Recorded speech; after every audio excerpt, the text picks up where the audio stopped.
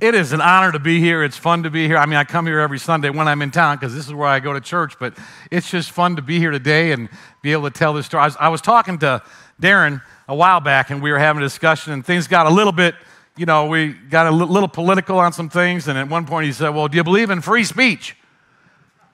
I said, well, yeah. He said, would you mind giving one? That's a joke, kind of, okay.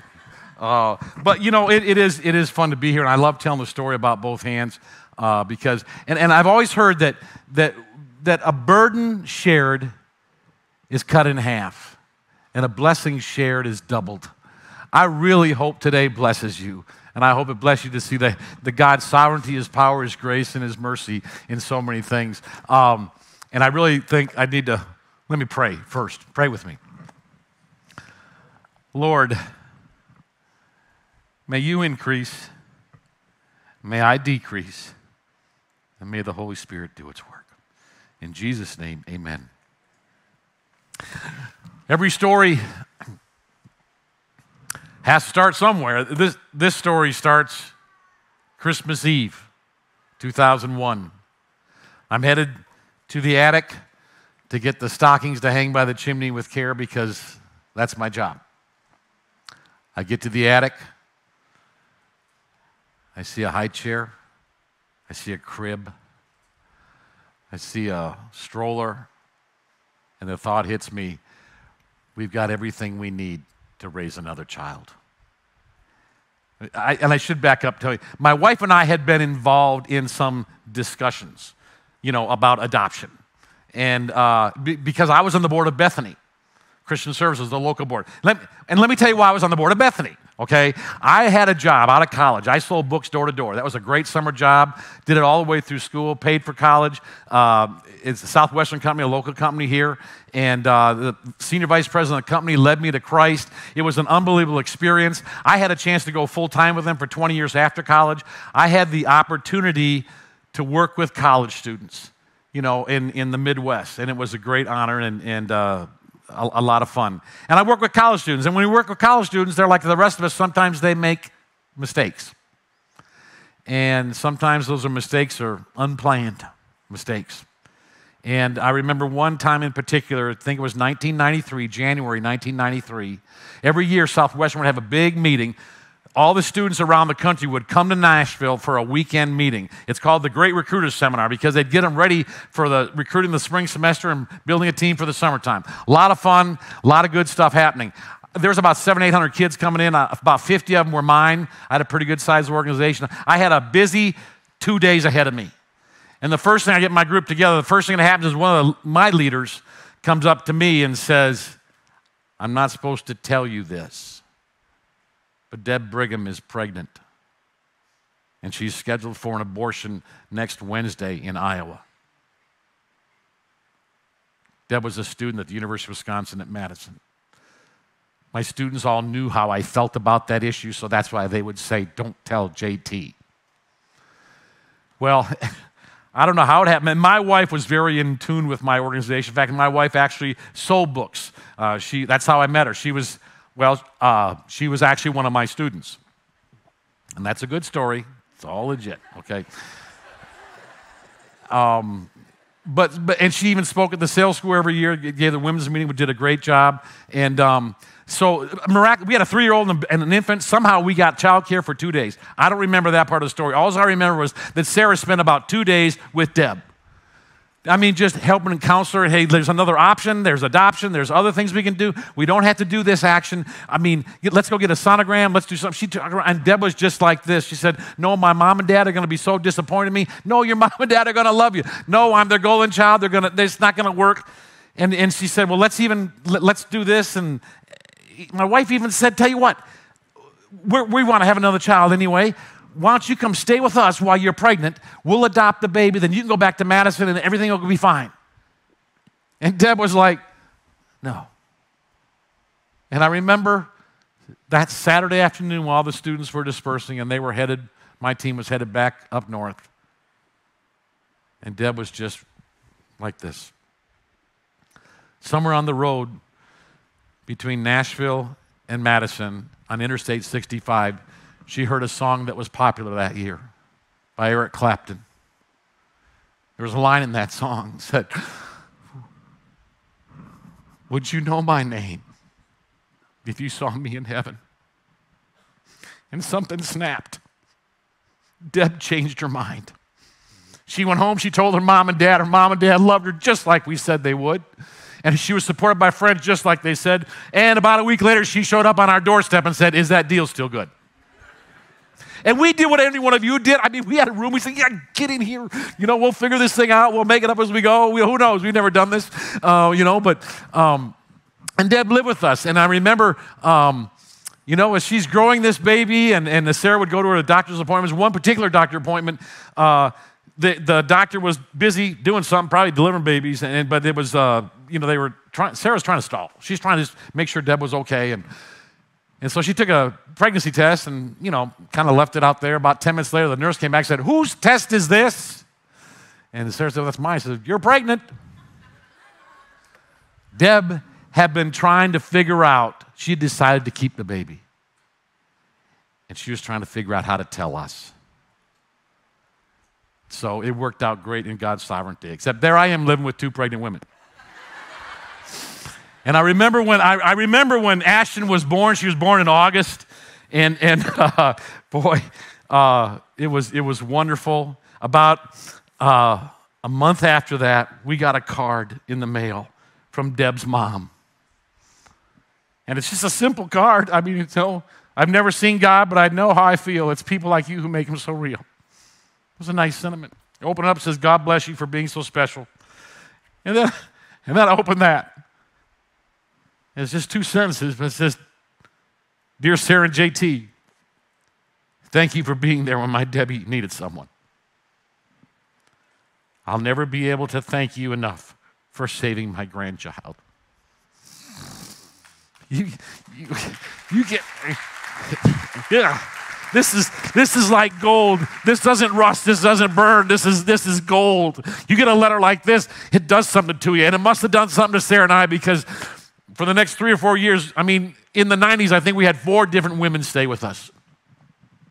And it wasn't until we had a woman stay with us like Deb, where we had been declared infertile, all of a sudden we got pregnant. And I think twice it happened that we got pregnant while they were staying with us. So if you're having trouble getting pregnant, maybe put up some birth moms. But it was wonderful. We got to see Ashton graduate from high school, and we got to see her get married. She married a guy actually named Mr. Wright. Last name was Wright. She married Mr. Wright, and she lives in Dallas. She's an active part of a church, and I just think about what might have happened. But what I saw her birth dad, who was also one of my students, and I saw her adopted dad both walk her down the aisle. They walked that out about as well as anyone could, and it's wonderful. And so when I left Southwestern in 1997, because we had 4 kids at the time, and I thought, I don't want to be on the road so much anymore, so I started working here in Nashville. But I had evenings. I said, I want to give my life away to something. What do I believe in? I believe in this thing that Bethany Christian Services stand for. You got to minister to birth moms. I believe in the sanctity of life. So I joined the board. And I would come home, and Sarah and I we were all over adoption people, and we would have these discussions about adoption. And yeah, okay, that'd be a good idea. Yeah, that'd be great. Yeah, but we're starting a business. Yeah, but that'd be great. Yeah, but we're starting a business. I'd come home from a meeting at Bethany, and she said, "Well, how was the meeting?" I said, "Well, it was good. We did this, we did that. We got this much money. Oh, and there's 2 kids down at 2 twins just born at the neonatal unit down at Baptist. Oh, let's go see them." I go, "Why?" "Well, maybe we can adopt them." "We can't adopt them. We don't have any money." I mean, do you want to go into our life savings? If we just started a business, we got all the money going out, nothing's coming in yet. We're bleeding, and you want to adopt, we have to go into our life savings. Do you want to go into our life savings? And that would quiet her up. Then the next month would happen, and I'd come home from a meeting, forgetting about the last time we had this discussion. "How was the meeting?" "Oh, it was great. We did this, we did that, and we got this. Oh, and there's a baby down at Southern Hills Hospital. Let's go see him." "Why?" "Well, because maybe we can adopt." I said, "We can't adopt." I said, "Do you want to use our life savings to do this?" And at one point she told me, she said, listen, we have 4 kids. I'll be happy with 4 kids the rest of my life. But I'd be just as happy with 1 more. We got 4 kids over here. They're pretty happy, but they would all love to have a new baby brother or sister. We got 5 people in this family headed one way. There's only one of us that's kind of going up and down and isn't on board yet. Say, you know what? Go talk to your friends about adoption. Talk to anyone else you want about it, but stop talking to me about it until you're ready. And we'll be on board. And I kind of, okay. And then every night I'm putting the kids to bed and they're saying, dear God, please let Dad let us adopt.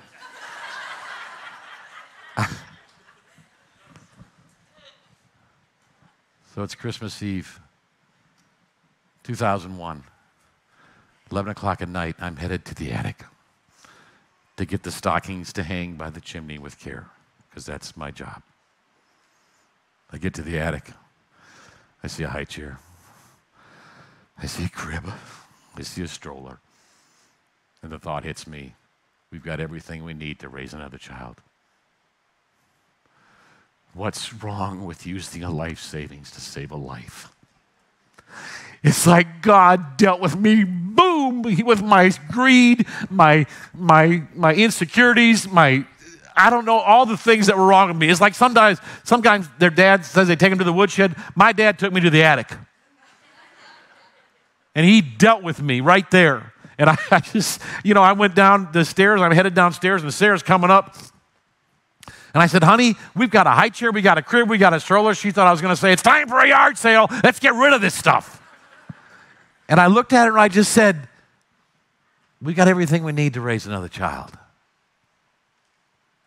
What's wrong with using a life savings to save a life? And she said, are you serious? I said, yeah. Can I tell the kids? Yeah. And that night, the next morning, all the kids in their stocking got a note saying they were going to be a big brother or big sister. It was a wonderful Christmas Eve. And then my wife is kind of a get-her-done kind of gal. December 26th, she was on it like a dog on a pork chop. I mean, she was calling embassy. She was calling embassy. What do we do? How do we do? She's calling friends who adopted. We know domestic. We didn't know. There's a long story about this, how we ended up adopting Gracie from China. But when people say, why did you go to China? I say, because that's where Gracie was.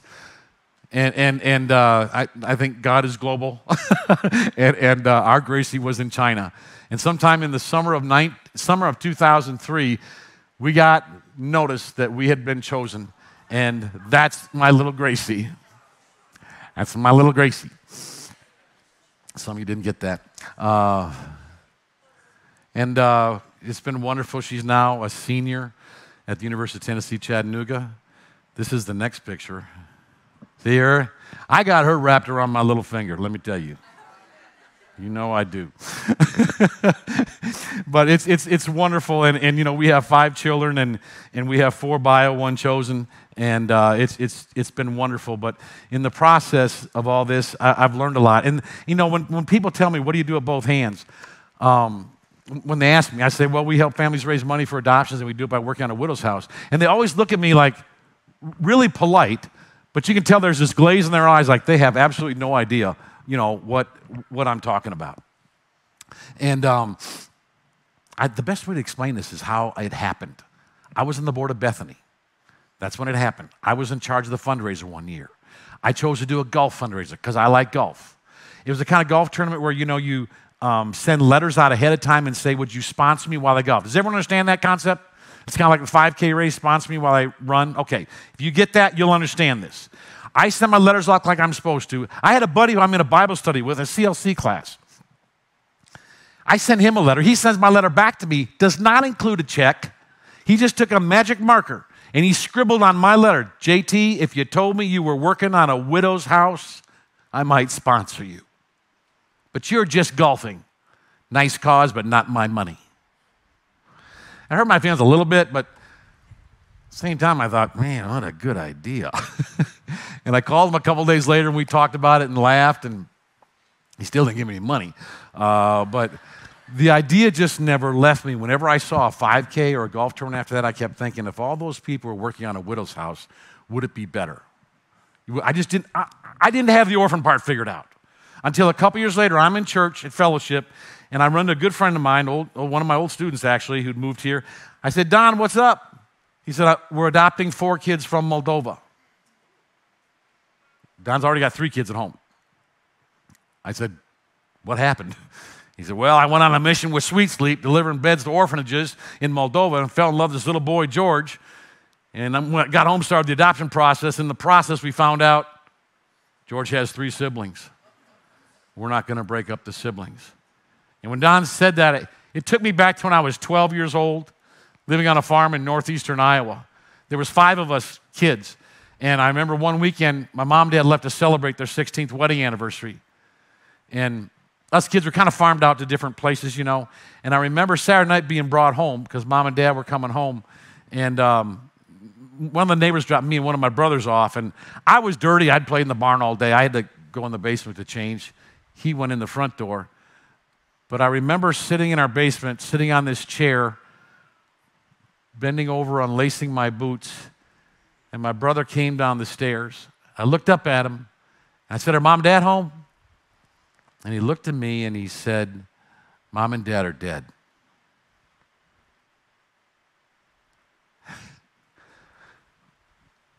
And I said, what? He said, Mom and Dad are dead. They were killed in a car accident an hour ago. And he turned around and walked upstairs. He had just hurt himself as he walked through the house. He was in shock. He was just coming down to tell me. But I remember that moment. I remember hitting that cold cement floor and crying all by myself for about 10 minutes like any 12-year-old would cry. I know what it's like to be an orphan. I know what it's like to hear those words. I know what it's like to have everything that you think is normal all of a sudden just taken. It's like everything that tethers you in life kind of snipped, and it's a floating feeling. I know that feeling. I know what it's like to wonder what's going to happen to us. Who's going to take care of us? And oh, how I wish my last interaction with my father was different.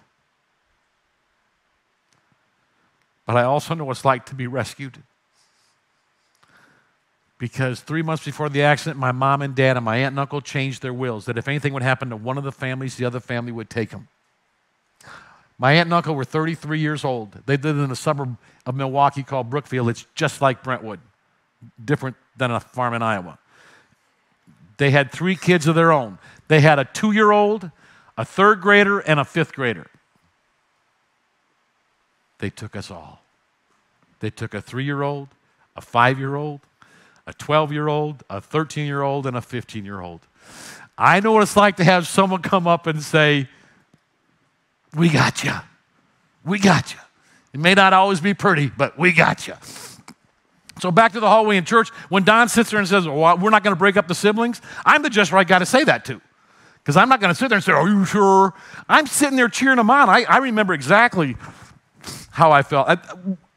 The thought that went through my mind was, here's a man who's trusting God in a way that I envy. I want to have that kind of faith. And I said, Don, by then we had adopted, so I knew it was going to be expensive. I said, Don, what's this going to run? He said, somewhere, they're telling us all the travel, somewhere between $70,000 and $80,000. I said, any idea how you're going to do that? He said, no. I said, I think I got an idea. And long story short, we recruited about 14, 15 friends. We all sent letters out to everyone we knew saying, just what my buddy suggested we say, would you sponsor me for the day while I work on this widow's house? All the money I raise is going to go towards the cost of this adoption. Let me tell you about Miss Lucille. Let me tell you about these 4 kids. We found a widow in Franklin on Straw Street, Miss Lucille, who needed help. We got all the supplies donated because all the merchants said, yeah, dude, what do you need? I mean, what a great idea. And we spent the day working on Miss Lucille's house. I remember it was a wonderful, wonderful day. Beautiful. About 30, 35 people showed up because word got out and spouses showed up. And it was a lot of fun. Everyone's walking around smiling. And I even had a buddy who had a limousine service at the time. He said, hey, can I help? And I said, I don't know. And then I thought, well, let's do something for the widow. So we got a gift certificate from Amerigo's, and then we got a pedicure place thing, you know. And Miss Lucille got in the car. The limo pulled up about 10:30, and She got in the car, and they were actually filming her, and it was so fun to see her again. She just goes, you know, and she and her daughter got in, and her daughter was just, they were blessed, and they came back about 2 o'clock, 3 o'clock to a totally different house. It was awesome. And when it was all over, we'd raised a little over $72,000. Yeah, yay God. I mean, I was expecting maybe 10 or 15. I mean, but 70, like, ooh. But really, it's like, it should have been like, it's like God was saying, dude, what did you expect? It's widows and orphans. Does it ring a bell? You know, and about 6 months later, another friend of mine, you know, he was adopting Bill and Lisa, and they were adopting a little boy from Guatemala. He said, hey, I heard what you did with Don. Would you help me? I said, well, yeah, let's do it again. So about a year later, we did another project, worked on Miss Diane's house, worship leader at Christ Community Church. Her husband had died tragically 7 months earlier in a car accident. She had a 4th grader and an 8th grade daughters, and she needed a new roof. And Mike Smith at Christ Community said, I can do it, JT. If you can get the roof donated, I'll do it. We got the roof donated. I mean, the way God works, I was in the recruiting business, working in construction. I knew all the presidents of the local construction companies. How does that happen? And so we've put a new roof on our house. I remember standing on that roof. I remember counting the people. I think there was 52 people in the front and the back. We had transformed the front of her yard, the back of her yard. We put a new roof on our house, and there's Miss Diane. She's just in tears. And then I looked at the street, and there's 19 cars in the street. I counted them. I thought, this is the way you serve a neighbor. This is the way you show the world. Here's how the hands and feet of Christ treat somebody here's how they treat a widow. And it took me back to the farm. I remember about a month after the accident, getting off the school bus. Our farm bus stop's about a half mile from the house. You can see a lot of our farm. Got off the school bus, and there in all our fields were all our neighbors with their tractors and their plows and their planters. And they were planting our crops. There was Leland Meyer, Bob Grana, Everett Ellison, Bert Juvick, Ed Cooper, Doc Weimiller, Jack Melcher, Johnny Wolf. When you're 12 years old, you know whose tractor's who. You know. But those are my dad's buddies, making sure their buddies' kids were taken care of. I know what it's like to have your feet washed. I know what it's like to be served like that. And that's what we have a chance to do. And then when I was sitting on that roof, I saw those cars. I said, this is what we ought to do. That's when my wife and I went out to eat that night, and I said, I think I'm supposed to do this, like full time. My wife is a stay-at-home homeschooling mom. She had questions. And like, have you thought about health insurance? Have you thought maybe a paycheck? But these kids eat. They got that thing going, you know. I said, yeah, what would you think about going to work outside the home? And she said, it wasn't what I had planned. I know. I wasn't planning this either, but it's pretty obvious this is what I'm supposed to do. This gives me life. This is like every fiber of my being is meant to do this. She went to work at Belmont in an entry-level position in admissions. Eventually, is where we met Jared, our executive director. She worked at Belmont for 7 years, up into development. She was recruited away to Concerned Women for America, an organization that fights for 7 biblical principles in our nation. For the last 2 years, what she's done is she worked in an organization called Intercessors for America. She loves patriots who love our country and believe in God. And that's what God's done with her life is amazing. And then what he's done with both hands, this is the best part. Now, we started in August of 2008. Now we've done 1,356 projects in 45 states. Yeah, you can clap for that. Dude. 1,549 widows have been served. 1,576 kids are closer to home. And of that whole thing, we've raised $19.5 million. $19.5 million. And 100% of that money goes to the cause. We don't take anything out. Well, I just decided when I started, I said, we're going to make this the most irresistible nonprofit in America. It's widows and orphans, and we're not going to take anything out for administration. So it does mean we have to raise our own funds for operations, and that's what we do. But that's what we've been doing ever since. And, it's an amazing thing. I don't know why it fires me up, but I'm loving it. I wasn't planning on doing this, but, I was 12 years old when the accident happened. I was 52 when I started Both Hands. It's 40 years difference. When I think about what do you do with this story, my thought is, if you're going through something hard right now, there may be something down the road that's going to be amazing because God's purifying you, just like we sung. Maybe there's something happening that is going to become your passion. You think God's going to waste those tears? It's like when I started Both Hands, he said, JT, this is it. You're going to love this. This is what the first 40 years have been about. It's all been training. I didn't suffer, but I had different jobs, I developed skill set, I met people, I listened to sermons, I read a lot of books. And I was ready. And he said, just tee it up because this is going to be fun. And it's been fun for the last 16 years. And I'm saying is that God's not going to waste those tears. He's not in the business. He restores the years the locust ate. He does. And what is your pain right now? It's going to become your passion later on. And I think about what else do we do here at Both Hands. I think about the church verse for Conduit. Hebrews 10:24. I always like to put 25 in there myself. Let us consider how we may spur one another on towards love and good deeds, not giving up meeting together as some of us are in the habit of doing, but encouraging one another, and all the more as you see the day approaching. When I think of Both Hands, I think of this verse because, folks, you know what? Did I start Bethany Christian Services? No. Somebody else, probably in Grand Rapids, Michigan, since that's where the headquarters is, somebody else was stirred by the Holy Spirit to start that. Somebody in their church stirred them to say, hey, you got to do this. Did I start CLC, the Bible study I was in with Bill Iverson? No. But somebody stirred the man who started that 40 years ago to say, I'm going to have a Bible study for men that's going to be reaching the whole United States some point. Did I start Sweet Sleep? No, that's where Don went for the mission, where he ran into this little boy, George, and he came back and said, I got 4 kids I got to bring home. Did I start? No, somebody else did. Somebody else was stirred. Did I start Fellowship Bible Church? No. Did I start their Moses Basket Ministry that Marty Schwederman started as their adoption ministry? No, he started. I didn't. But we used that because that first project, we weren't a 501c3. We had nothing. It was just an experiment. But we got to do something with the money.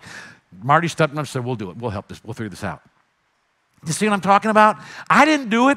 I mean, what are you thinking about? What's stirring in your heart? What is stirring that's making you think, hey, I want to do something? And I think about the ministries that Conduit does. What do? We free the captives. Evidence is all out there. You can't walk around here without reminding yourself of that. We help women in crisis pregnancies. We help people in addictions, and that's just the 3 we talk about. You go to the giving menu on the webpage, you hit the drop-down menu. Anyone ever done that? Boom. I mean, we minister to people. We are a great church. We're a church of action. We seek impact, not ease. And I love that about this church. But what else is stirring out there? Maybe if you're doing something, great. I hope you seek impact. Here's an idea for a ministry real quick. I was in Chattanooga last week with my daughter. She's got 3 kids, celebrating a 4-year-old birthday last weekend. She's also got a 20-month-old. She's got a 13-month-old. And some of the moms are going, ooh. And the dads are going, ugh. She's busy. She has chosen, she works 1 or 2 days a week as a counselor, working on her, getting that certification. That's challenging also. But she's dedicated most of her time to being a mom. One of the hardest job in this country, and the one that this country doesn't seem to encourage people to do as much anymore. But she is standing up. She's going against the current. You know what she needs? She needs an older woman who in her church, who maybe his children have grown up, or maybe it's a widow, somebody who's maybe lonely, but they just need to come alongside her and maybe help her with a couple of meals, maybe watch the kids, maybe clean a bathroom, maybe your gift is cleaning a bathroom. I don't know. We won't tell anybody, but that's good. That's good. You should utilize that. What if we did that? And that's the kind of ministries, that's an example of something that's stirring. It just hit me this week. And of course, the Bible study verse for both hands is religion, James 1:27. Religion that God our fathers accepts as pure and faultless as this, to look after orphans and widows in their distress and keep oneself from being polluted by the world. You know, there's 5 things I think we do at both hands that you could, that if you want to figure out a way to live out James 1:27, here's some just suggestions. 1, you can adopt or foster. Now listen, we're not all called to adopt or foster. If you're not called to that, that's not something you should do. But we are all called to help widows and orphans, right? And so maybe you fall in the category of the second one. Is God calling you to wrap around another family? There's actually a program officially called a wraparound program, where 7 families commit 1 year to somebody who's fostering. They commit for 1 year to wrap around them and serve them. I mean, remember, these people, if they're taking on foster care, maybe they got a 10-year-old, a 12-year-old, and a 13-year-old, and those kids aren't happy. And they're going into some rough waters. In this wraparound program, they'll say, yeah, we'll mow the lawn, we'll get the oil change, we'll prepare some meals, we'll help the kids with the homework. That's wrapping around. You know, and so many times when people are foster care or they're adopting, they're stepping out, they're doing something that's really challenging. And you know what it looks like? Sometimes it looks like there's this ship out, this little boat out there all by itself. And maybe a few people swimming out there. You know what it should look like? It should look like this huge ship that's called the church, and this boat moored up alongside it, just chugging along. And people jumping in there once in a while whenever they need help. That's what the picture should look like. And we can do that. I don't know why this language fires me up, but whenever I think about it, I just get fired. When I think of Satan getting up in the morning with his little minions, and he's got his little checklist, when he gets to my name, I don't want him checking the box that says not a threat. I want him thinking, he's up again. And I think that's what we are here at Conduit. And that's why I think this is exciting. Maybe God's calling you to lead or volunteer in a project or serve a local widow. If you want to do that, we can help. We've done that. And you know, you don't have to be adopting to be able to do a both hands project. It can be a group. It can be anybody. You know, it doesn't have to be adoption. We do a lot of groups. About 10% of the money we've raised has been for groups. It could be wanting to raise money for an orphanage, or maybe anything that helps kids or kids in trouble or foster care or orphans or something like that. Maybe God's calling you to give. Like I said, both hands, we survive because people support us. You know, we don't take any money out, and we have fundraisers and everything like that. That might be your call too. I don't know. Maybe God's calling you to go to a movie. Okay, that's easy. There's a movie coming out, Sound of Hope. I don't hope you've heard about it, but you ought to listen for it on the radio, but watch it because, it's July 4th. There might be some premiere showings earlier, but we need to go see that. We need to give them business. That needs to be, it's a story about a pastor in Possum Trot, Texas. He challenged his church to take all the kids out of the foster care system in their county. 22 families adopted 77 kids, and they put them all out of work. Yeah, go see the movie. Let the world know that we care about these things and that we're a powerful ship going through the waters. That's the picture I like, you know. And there's another thing. Let me show you this. Here's a couple things that happen. Every year we do a big project. It's called the Vision Project in memory of a couple men, Ty Osmond and his son. And this year we had 300 people. It's got a little out of hand. We had 300 people, and we served 20 widows.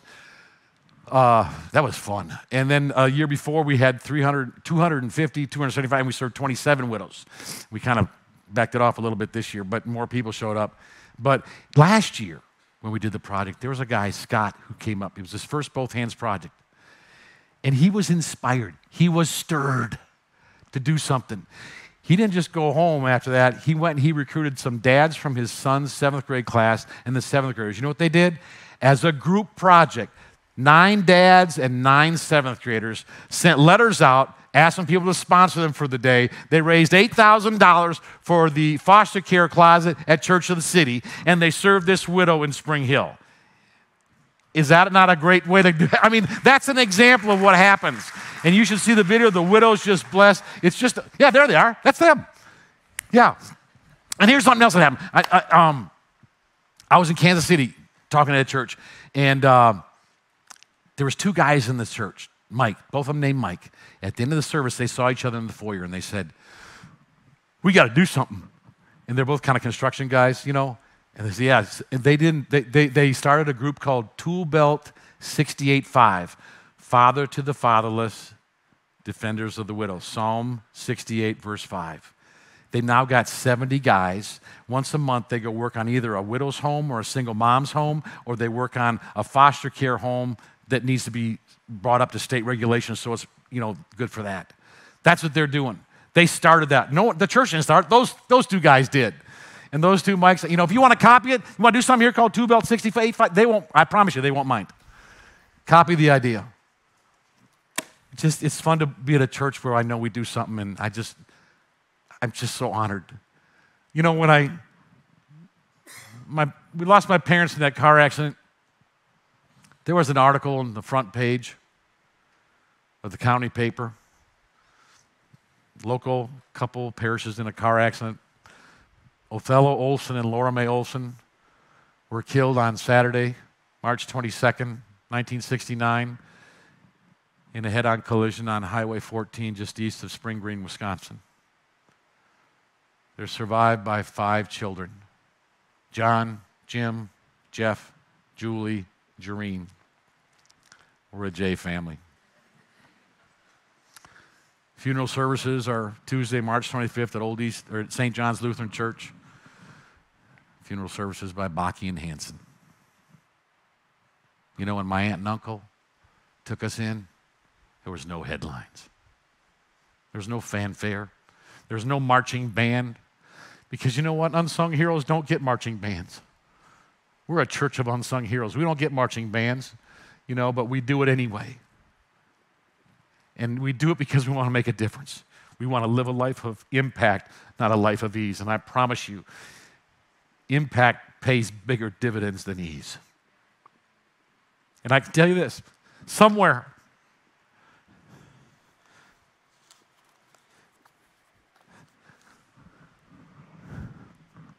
there's a 12-year-old boy lying on a cold cement floor, crying, all by himself, because he's just been dealt a hand that has rocked his world. He needs you. He needs you. And he's worth it. He's worth it. Amen. Thank you.